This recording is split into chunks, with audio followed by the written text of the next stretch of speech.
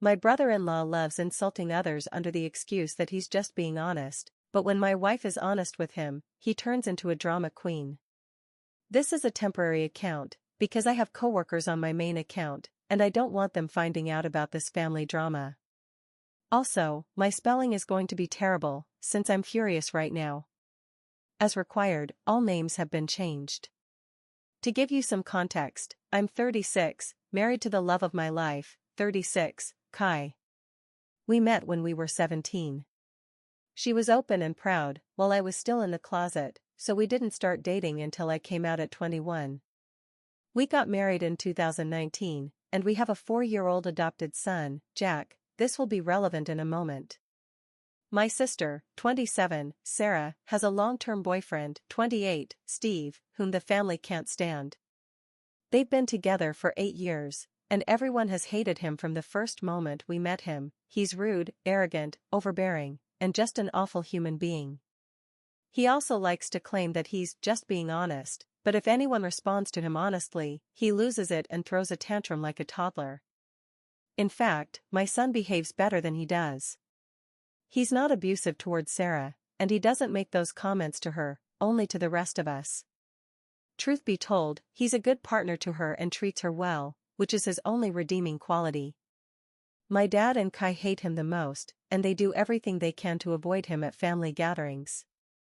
Kakashi usually ignores him and pretends not to hear anything he says, since she doesn't like conflict.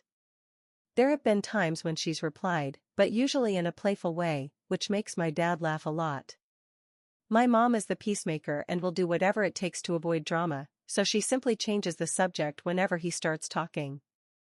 But she and my grandparents hate him just as much as the rest of us. Sarah is the only one who clearly doesn't hate him. Our son's biological mother, Tess, was Kai's best friend, who unfortunately died in 2021.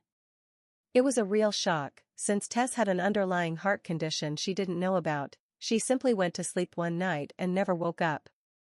Jack had been alone in his crib all day, crying for his mom, until Kai got worried because Tess wasn't answering her messages and went to her house to check. Kai found Jack in his crib and Tess in her bed. We adopted Jack because no one in Tess's family was in a position to care for him. We've raised him as our own son, but he obviously knows who Tess is. This is a deeply sensitive subject for Kai, as it was incredibly traumatic for both her and Jack. Now, here's what happened last weekend. Saturday was the anniversary of Tess's death, so Kai, Jack, and I went to visit her grave. Kai is always quiet after visiting her, and this time of year is especially hard for her. On Sunday, we had a family gathering at my parents' house. These happen every couple of months, just to catch up. At first, everything seemed normal. Kai and my dad were chatting as usual, but I could tell she was struggling. So my dad and she went for a walk to clear her head, something they've done before, nothing unusual. However, Steve had a problem with this. He asked why they had gone, and why he wasn't invited to walk with them. I explained about Tess, and that Kai just needed a minute, but that wasn't enough for Steve. He said she should have gotten over it by now.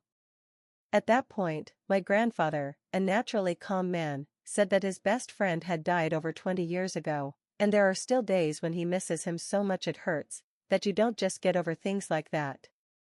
Steve shut up after that. When Kai and my dad came back, she was much more cheerful.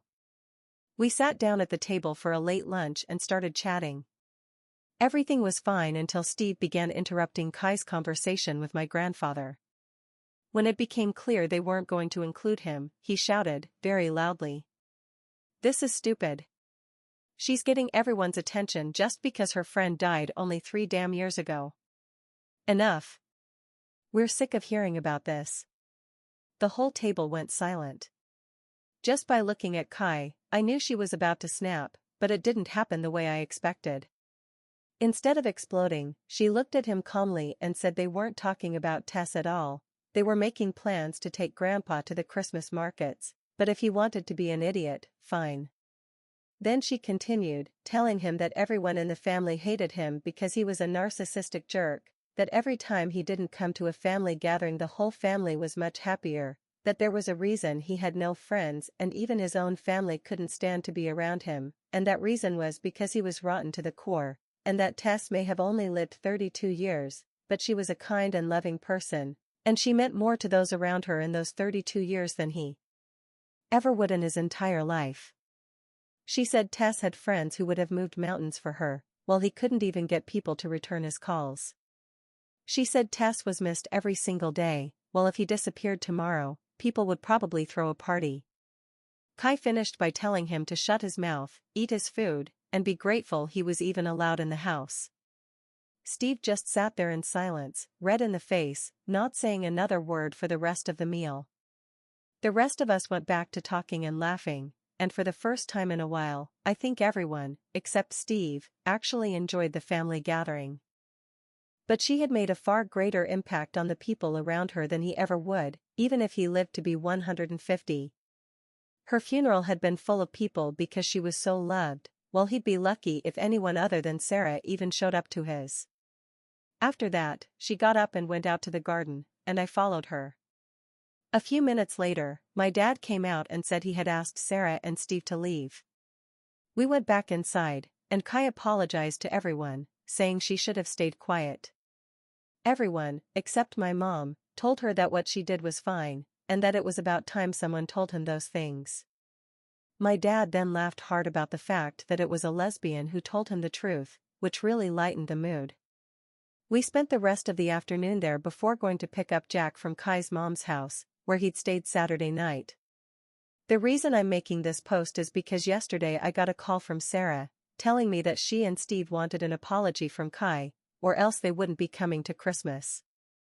When I reminded her that we wouldn't be at Christmas either, because this is our year to spend it with Kai's mom, and that we didn't care, she got very upset, saying she wanted an apology because Kai had been out of line. I told her that she wasn't, and that I wouldn't even consider asking Kai to apologize, because I agreed with everything she said, as did everyone else there. She hung up, and I went back to work. Today, my dad called me and asked if Kai's mom would be willing to host more people for Christmas, since he refused to spend it with Steve, so he and my grandfather needed somewhere else to go. Apparently, after Sarah called me, she spoke to my mom and started ranting, and my mom told my dad to make Kai apologize, which he refused, and they ended up arguing. Now my dad has decided he's done putting up with Steve, even if it damages his relationship with Sarah. He's had enough. My mom wants Sarah there, and Sarah won't come without Steve, so my dad is going somewhere else, and my grandfather agrees with him. I texted Kai's mom, and she said they were welcome. Now my mom is furious, saying my dad and Kai are tearing the family apart. So basically, this has turned into a mess. Kai has said she'll apologize if I want her to, just to keep the peace, but I told her absolutely not. Everything she said was true. I don't know what to do now, and the people in my life hate Steve so much that Kai could have physically attacked him and they'd still think she was right. That's why I'm asking strangers on the internet for advice, people who might have dealt with difficult family members. What can we do to get to a place where we can be together amicably? Right now, I'm struggling to see a solution. Wow. I didn't realize how long this had gotten until I went to post it. Sorry about that. Edit, a few things I've responded to in comments. If it were only Sarah who was upset, I wouldn't care. But it's my mom, and she does so much to keep the whole family together, and she's devastated about what's happening. If it weren't for her, Sarah could go to hell for now and I wouldn't care one bit. I just found out that my mom's parents aren't going either, they're going to my uncle's instead. I just hope she realizes soon that Steve wants a public apology in front of the family, with Kai admitting that the family actually likes him and that she only lied out of jealousy. My dad was laughing when he told me this, so there is absolutely no way there will be an apology of any kind. My dad told him he's not welcome in his house when he's there, and that he's done with him. Steve thinks he's only saying that because he's close to Kai, and that Kai is manipulating my dad into saying it. Both he and Sarah think that if Kai just apologizes, my dad will change his mind. Our son is something I'm truly worried about. We were lucky he didn't say all of this in front of Jack this time, but what if he says it in the future? I can't expose him to that. My sister just says he's not that bad and that Jack is too young to understand what's going on. He may only be 4, but he knows what's happening. Jack would 100% have understood what Steve was saying. I've told both her and Sarah that Steve will never be around him again, even if we reconcile. I've already stopped allowing Jack to be near Steve, which is why he was at Kai's mom's house instead of with us at my parents' that day. Jack doesn't like Steve, and my mom knows it, but I feel like she's burying her head in the sand even more now. Take the high road and rise above it have been two of my mom's favorite things to say to us over the years, but I feel like enough is enough. This time, he crossed a line he can't come back from, especially because I don't want my son anywhere near him when he's saying things like that about Tess. Sarah is his biggest enabler. But I hadn't considered that if Steve didn't have a target, she might become one. My mom thinks that with an apology, everything will go back to normal, but it won't, and she doesn't understand that. My dad is completely set on his decision. He said that every time Steve says something even remotely unacceptable, he's going to confront him. And that's only if he even allows himself to be in the same room as him. Still, I do feel a little sorry for my sister, because if she can't go to our parents' house for Christmas or other holidays, she has nowhere else to go. Steve's family has basically cut him off, so we're all she has. Update 1. I know how much this community loves an update, so I thought I'd give you one, since things seem to be, sort of working themselves out. After I wrote my last post, a few things happened in the following hours. The first was that I spoke with my maternal grandparents. They were there when all of this happened, but they're like my mom, they always try to keep the peace. That's why she acts the way she does. They were supposed to spend Christmas with my mom this year, but they changed their minds and decided to spend it at my uncle's instead. They made the decision not to be around Steve either, since he causes too much drama. They asked if they could come visit us and Jack on December 23rd before heading to my uncle's, and I gladly said yes. This honestly shocked me, and it left my mom completely stunned, because, like I said, they're some of the most peaceful people I've ever known. But even they had had enough. The next thing that happened was my dad calling to tell me that Steve and Sarah had now decided they wanted Kai to make a public apology in front of the whole family and admit that she had been lying, and that the family actually loves Steve. My dad laughed when he told me this and called them delusional, so any chance of even a fake apology went right out the window. And the third and final thing. Jack came home from his after-school club with a recorder, and honestly, the biggest temptation was to shove it up his teacher's backside. So yeah, not a great day. Through talking with people here, I also realized that Steve has been trying to push Kai and me out of the family.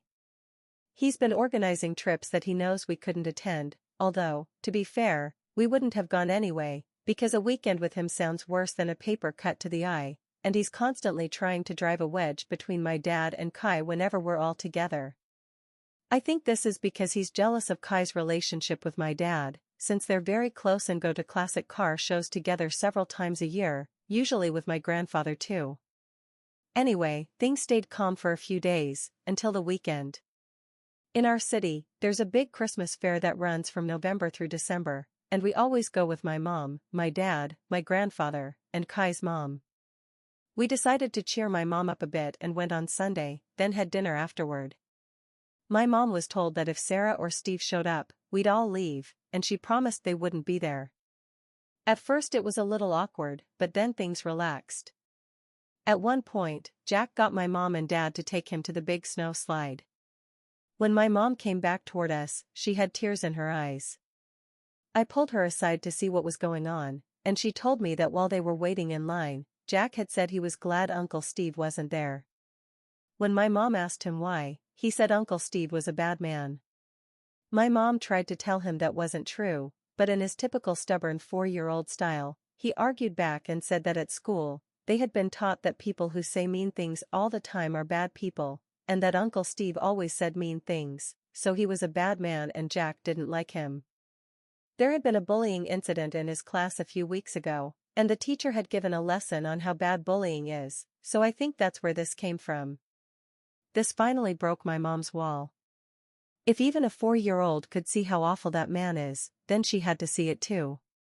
She told me she felt torn, because she hated Steve and agreed with everything Kai had said, but she loved Sarah and didn't want to isolate her.